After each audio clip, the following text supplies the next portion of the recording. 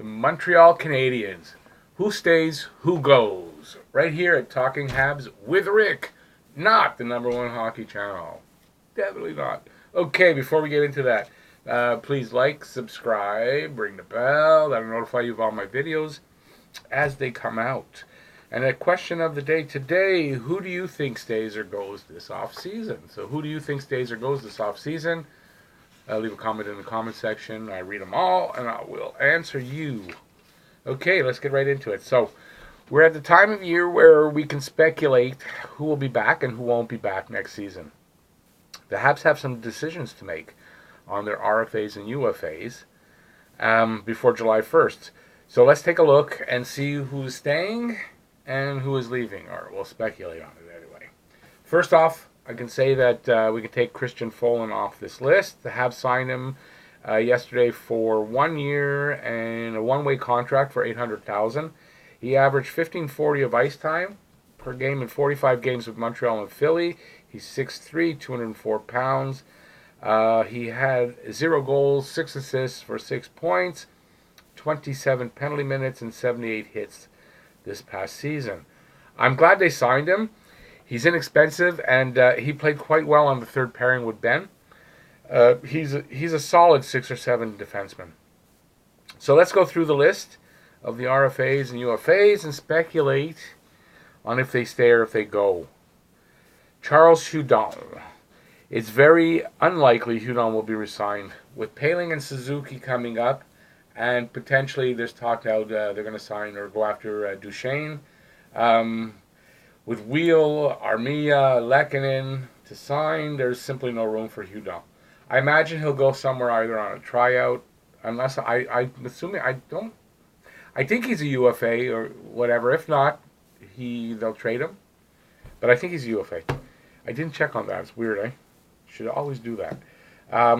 Anyway, so tryout is signed and traded, or go over to Europe or to KHL. Arturi Lehkonen. The Habs will re-sign Lehkonen. I'm quite sure of that. He was a key part of the penalty kill, and at 23 or 24, I think he's right there. He's young and with a lot of upside still.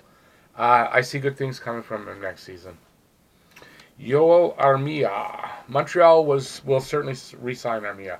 A couple of million or so, 3 to 5 years. I'd probably say 3 to a 3-year term should do the job.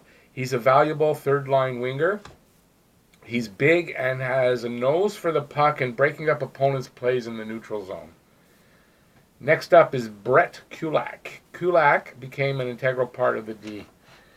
A surprise, out-of-nowhere player. He has a good shot from the point. He can pinch in and was solid in the second pairing with Petrie down the stretch.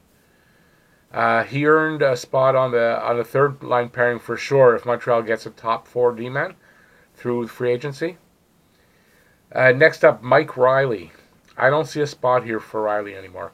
If Montreal brings in a free agent, D-man, or trades for one, Riley will certainly be gone.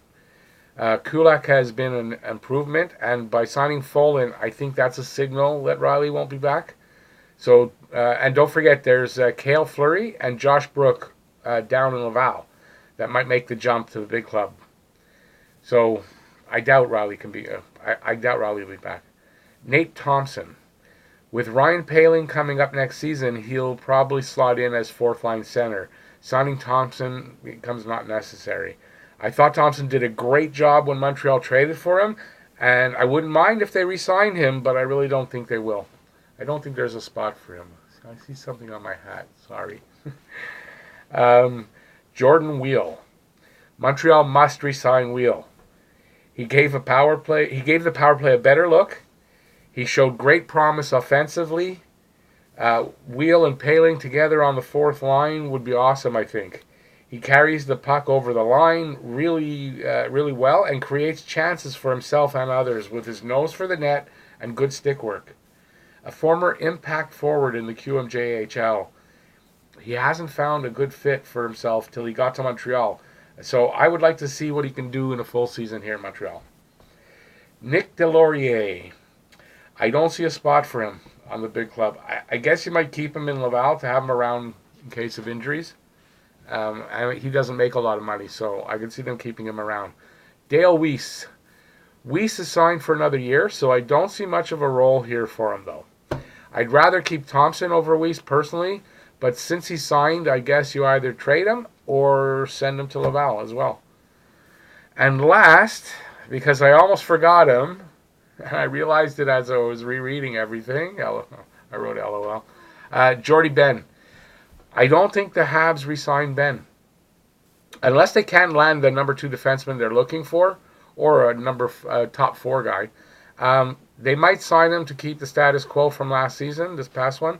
I think Ben might get better offers elsewhere that Montreal won't want to match. So I don't see Ben coming back. Okay, well, that was the last one. So please like, subscribe, ring that bell. That'll notify you of all my videos as they come out. And question of the day. Who do you think stays and who do you think goes? Is anybody not on my list? Or give me a different argument for somebody? Please leave a comment in the comment section. I really love you guys' comments, and I do read them all. Yeah, that's it. Thanks for watching this video. I hope you enjoy it. I'm going to put a couple things up here. I picked the top one. I let YouTube pick the bottom one.